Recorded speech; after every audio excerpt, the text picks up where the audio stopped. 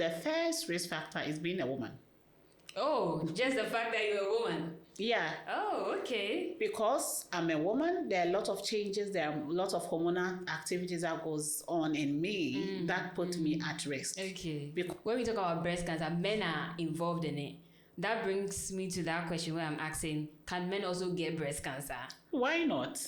So men do have breast, isn't it? Yes. Yes. So men do also get breast cancer, and I've nursed more than 5 men with breast cancer.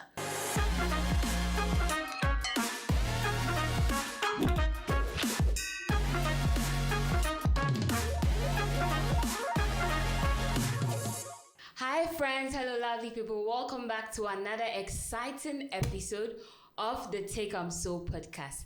Yes, it's the month of October, and we know October, Pinktober, free their boobs, self-examination. You know, it's all about breast cancer. We are creating awareness on breast cancer. Go and examine your breast to see if you have lumps in it. So today we are going to have an exciting conversation with a doctor in the house. We've actually come to her office, and when you enter her office, you can literally see that she's an advocate for breast cancer. I even missed the memo. She's in pink, and I couldn't wear pink. I missed the memo. So yeah, subscribe to the channel and comment and let us know what you want to hear next time so that we can come to you with insightful conversations. So yes, we have Dr.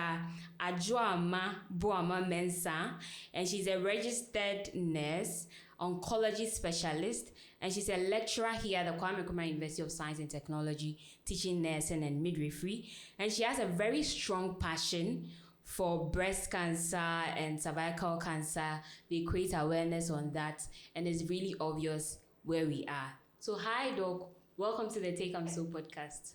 Thank you, Abina, and your team, and all your listeners. Yeah, so you are obviously in pink, and indeed you are repping the October month. And it's really obvious in your office that indeed you are an advocate for breast cancer. Let's start with how the motivation actually started. At what point did you say, let me go into this, let me learn about this and teach others? All right, so that started some years back, let's say more than 15 years back, when I was then in the nursing school. Okay. I was offering or doing diploma in nursing at the Kumasi Nurses Training College in Kumasi, located within the Konfa Teaching Hospital. Those times when we were put on clinicals, as student nurses, you go to the ward, and then the female surgical ward, commonly they will push us to the concourse. When we say a concourse, it's at the backyard of the ward, where they have women who do have breast wounds there, lying there. Yeah. Then I could see that every day, the staff, professional nurses at that time, will push us, the students, to go there and do the dressing for those wounds, the breast wounds. We're doing dressing every day, and the wounds were not getting healed. So I was wondering, what is this? And the fungating smell, and then the symptoms and the suffering of the woman. So I was very inquisitive then. So I asked one of the house officers that, what is this disease? What is this wound on the breast that we've been dressing every day and it's not healing? And then he told me it's breast cancer. So that was the first time I heard the word breast cancer. And I was very curious. I went to read about it. And then that was when I had a passion to do it, as if I have the calling to be nursing, then I want to nurse people who will be rejected, suffering, and need a support. So that was when my passion about breast cancer came. And then after that, we had to do service at CAT. So I actually had to personally write to the CEO then, who was the Dr. Insiansari, who is now the presidential advisor on health. I personally wrote to him that I want to specialize or major in cancer nursing. So I'll be very happy if I'm placed at the cancer unit or the oncology unit to work after service. And that unit was commissioned in 2004. And this was in 2005 when I had completed the nursing school then. 2005? Yes. And so immediately after my service on 1st May 2006, I was put at the oncology unit at Confanotti Teaching Hospital. I think I was one of the youngest. We were only two young nurses in there. One was very older than me, and let's say I was the most freshest, youngest nurse in there. And so whilst I was working there, there was this Ghana, Michigan collaboration study on breast cancer. They wanted to understand the features of breast cancer among African women and compare it to the white women. And so at that time, because I was the youngest, I was appointed to be the research nurse on that project. So that also deepened my motivation and interest in that area. And since then, I've been doing breast cancer up to PhD level till now. How many years have you been learning about breast cancer and educating people on breast cancer? So I would say from 2006 till now. Wow. I have been doing everything about breast cancer. Wow, that's really So impressive. I have been nursing breast cancer patients and other cancers, of course. And I've been going out to do education, going to communities to do awareness campaign, going there to offer clinical breast examination to women and teaching them to how to examine their breast and what to look out for as changes that may occur in the breast that may need their immediate attention. And I have been doing a lot of research also on breast cancer. So 18 years all about breast cancer, breast cancer, or women cancer. Nowadays I add cervical cancer, but now today we are talking about breast cancer. So commonly for 18 years now, from undergraduate BSc, my project was on breast cancer. Master's, my project was on breast cancer. And PhD, it was on breast cancer. And after PhD too, I'm still working in the area of breast cancer. Doc is the right person to have this conversation with because all her life has been breast cancer. But you see, when we talk about October and we talk about breast cancer awareness, particularly men are excited. It's really weird for me. Let me know in the comment section why you guys get excited when we talk about breast cancer. But what at all is breast cancer? All right, so I'll say that normally when we say cancer is just an abnormal growth of our normal cells. Let me put it so that simply people will understand. So, our cells grows and God has made it such that when it grows to a particular point in time, it dies and new ones come. But then when it starts to grow due to some changes that occurs in the body and you can't control it and it's growing bigger and bigger, it come together to form a lump. And so when that occurs in the breast, then we will say that there had been an abnormal growth in the breast. But then this growth is not every growth in the breast that is cancerous. So sometimes there could be a growth or a swelling which is not serious. Normally we call it benign. That one, when it comes, it doesn't give us any heart attacks. Yes, but then the malignant one, that is when the changes is such that there is nothing we can do about it. It's growing sometime, exceeding its boundaries.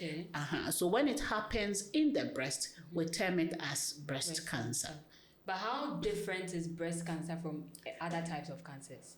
Okay, so when we say cancer, cancer is cancer, irrespective of where it's occurring or where it happens. And so commonly the name comes, we name it based on the organ which is affected or the body part which is affected. So commonly when it occurs in the breast, we term it as breast cancer. It can happen for women, it can happen at the cervix, and then we say it's cervical cancer. So the difference is just because of the body part which is affected, but cancer is cancer and they all have the same kind of common features. If it's the kind of growth or tumor that give us a heart attack one, we call them malignant disease or cancers. The probability of it growing above or beyond its boundaries, moving into other cells, causing problems, is higher. So it happens in all cancers. So let's take it as any cancer that is happening in the breast is what we term as breast cancer. So you talked about features. Let's talk about the features. What do you see in your breast that will make you think it looks like I'm getting breast cancer? What kind of changes do we see? What are the features we see to say we have breast cancer? All right, so there are some warning signs that we always advocate or advise women to look out for. One of them is a painless lump in the breast. And I want to use the word, underline the word painless. Commonly, people think that there should be pain before I would think that whatever changes is occurring in my breast is serious. Breast cancer lump doesn't start with pain. It can come and you may not even think it's something serious. But ordinarily, when you touch your breast, you have like lumps in your breast already that sometimes are not painful. All right, so ordinarily, if you look at the structure of the breast, it has some lobules in there. Yeah. And the way you hold it, you feel the lobules.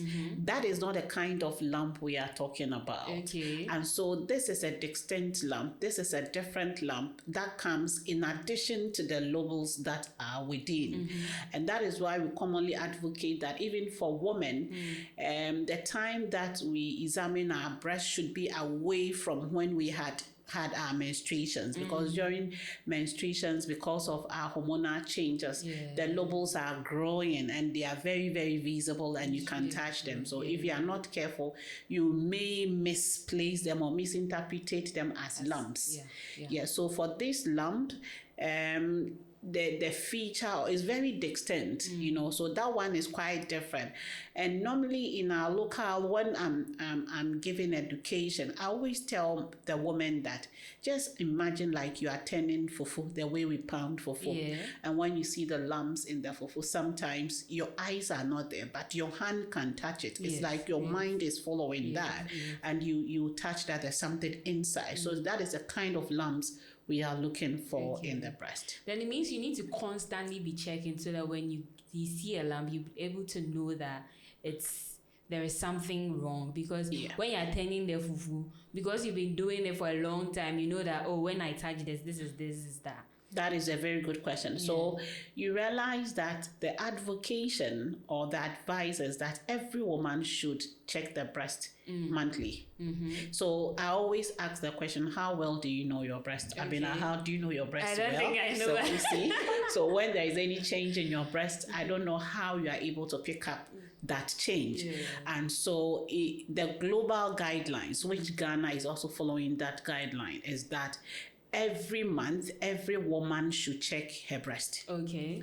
And then that is when you do it yourself. We call it self-breast examination. Okay. And then when you are under 40 years, so for now, I would say once you start to menstruate, then you know that there are hormonal changes occurring. And in every month when you menstruate, the hormones that are released helps your breast to grow, to develop. And so because of that, it's advisable that women or young ladies start to examine their breast. Currently, we are seeing young women below 18 years or below 20 years at the clinic with breast cancer. Wow. Yeah.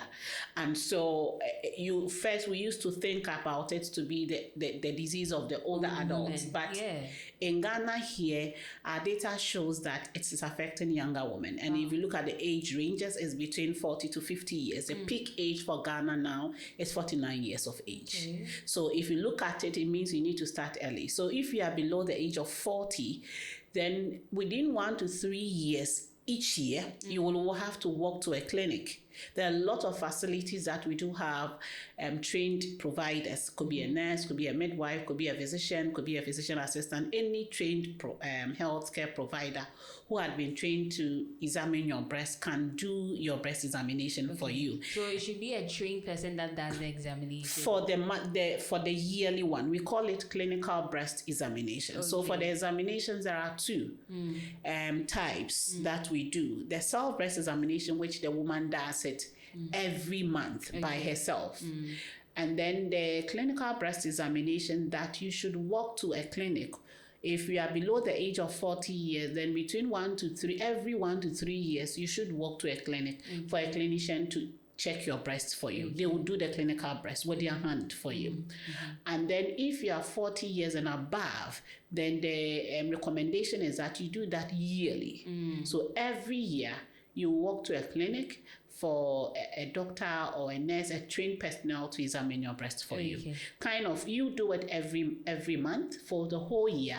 Go there for somebody to kind of validate what you are doing, and then it's done for you. So the excitement that it comes when we talk about breast cancer amongst men, I don't actually understand. But when you were talking about the features, one of the crew members were actually nodding their head and nodding their head and nodding their head. So when we talk about breast cancer, men are involved in it. That brings me to that question where I'm asking, can men also get breast cancer? Why not? So men do have breast, isn't it? Yes. Yes. So men do also get breast cancer, and I've nursed more than 5 men with breast cancer who actually also had their breast removed. So they had lumps in their breast. And so before I continue with that and with your lump, let me be quick to complete on the features. Okay. So one of the distinct features that we look out for is a lump. And I just don't want to mislead our viewers for them to think that it's only lump. There are other features that we look out for. Okay. So sometimes you could see that there is maybe a nipple discharge. You are not breastfeeding, but then when you gently squeeze your nipple, you could see sometimes even if you don't squeeze it, you see some discharge coming. It can be bloody, it can be milky, it can be clear. We don't know why, so you need to look out for it. Then seek for help at the clinic early. Also, sometimes you could see dimpling. What does that mean? Dimpling, you know our dimple. Sometimes when somebody laughs, you see that dimple in there. Yeah. Normally, we call it the laughing breast. Okay. So we don't know what is inside the breast that is pushing on the tissue or the muscles of the breast that it dimples. So you could see that dimple on the breast, just like the kind dimple, of a hole. like a hole, Okay. like the dimple we see on cheeks when people laugh. You could see such a dimple on the breast. Okay. It's also one of the cardinal sign. Then we have something we call pod orange. Okay. Pod orange is like you see the skin of the breast appearing like an orange. So you see how the back of the orange, you see that small pulses. Yeah. Normally you will see that orange peel-like appearances on the breast, and we commonly term it as pod orange. So when you see such changes, you need to seek for help for that. Then too, sometimes you see the shape of the breast changing. Okay. It can change in shape, it can change in size. It could be one of them, it can be both. Okay. So when you see that, that's why Abina asked you, how well do you know your breast? Such that if my breast is increasing in size, am I able to notice it? I mean, what I know is when I'm menstruating, like your breast becomes bigger, so you definitely know that it's that time of the month. Sure. But apart from that, you wouldn't really see any change. Major change in your breast, so you don't really. Commonly, when you are menstruating, the hormones that are released in our blood, which acts or works on the breast tissue, cause it to grow or enlarge. So commonly you see somebody will call you and say, I get pains in my breast. Then you ask them, is it getting to the time of the month?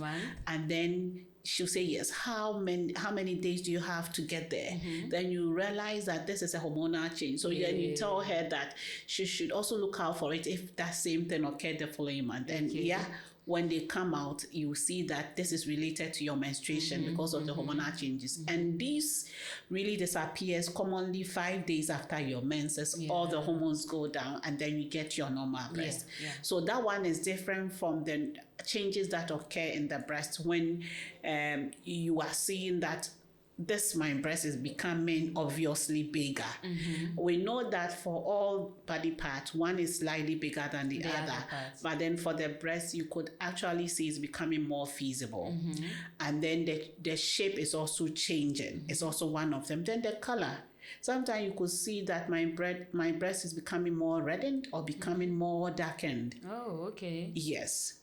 And that is what. And another thing is, it's not only your breast that you may see that change. Sometimes in your armpit, when you examine your armpit, you feel a lump in there. Wow. There are lymph nodes that are kind of swelling. We want to know what is it, because something happening in the breast can... because if you see the breast, the tail of the breast ends in the armpit. And so once you see those changes in there, we are not saying that these changing means breast cancer. They are warning signs that will prompt you to take action and then seek help from a clinic where the doctor or the physician will also further do an assessment, a clinical breast examination of the breast to confirm what you are seeing, and then follow up with some evaluation tests, mammography.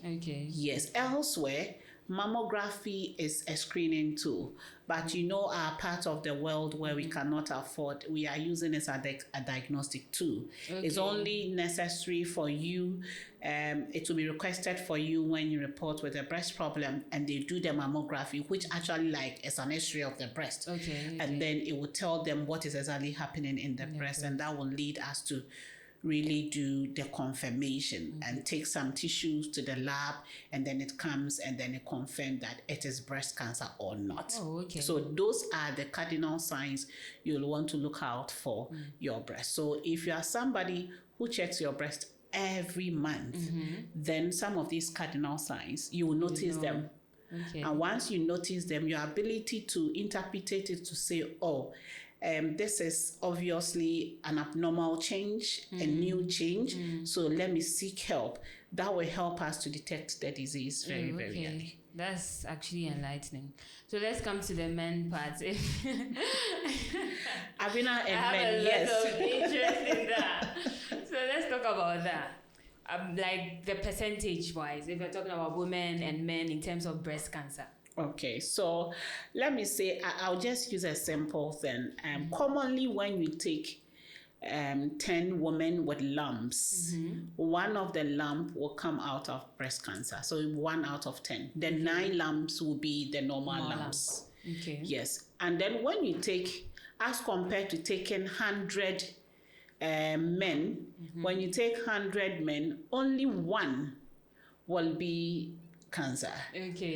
As you know, the 99 lumps are benign or not serious lumps. And so if you look at in terms of the incidence, then the disease is far, far more common in women. And obviously, you know that our hormones in there, those hormones in the men that helps with the development of the breast is very low as compared to us.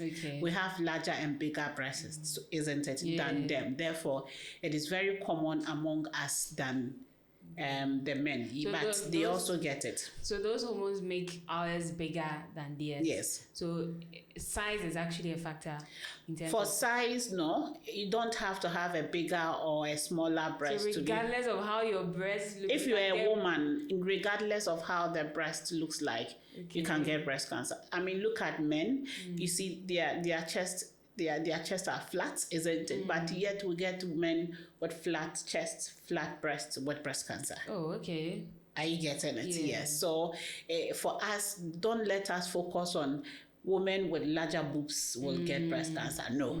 If you have it small, if you have it big, if you have it medium, once you are a woman, then your risk of getting breast cancer is there. So doctor is saying once you are a woman, definitely there's that possibility of getting breast cancer. So make sure you check your breast every month, and at the end of the year you go to the clinic for them to check for you. So let's come to the factors. Some say if you have breast cancer in your family, there's a high possibility you are going to get breast cancer. If you go with this particular lifestyle, there's a high risk of you getting breast cancer. So let's talk about the risk factors in breast cancer. So I'll first say that, in fact, the main cause is unknown. We cannot pinpoint that. For instance, we know that malaria is caused by the bite of a mosquito. So we know that is it. But when it comes to most of the cancers, including breast cancer, the main cause is unknown. Now, there are some few cancers which we know the cause. For instance, the cervical cancer, it's now been linked to human papilloma virus. So now that's why you could hear that we say do HPV screening and vaccination. When you said I didn't understand the virus, the human papilloma. So the human papilloma virus it's a virus. So yes, kind of, we know that bacteria and viruses, so microorganisms. So it's a kind of virus that causes is a sexually transmitted virus, that causes cervical cancer. Okay, But for breast cancer, we don't know.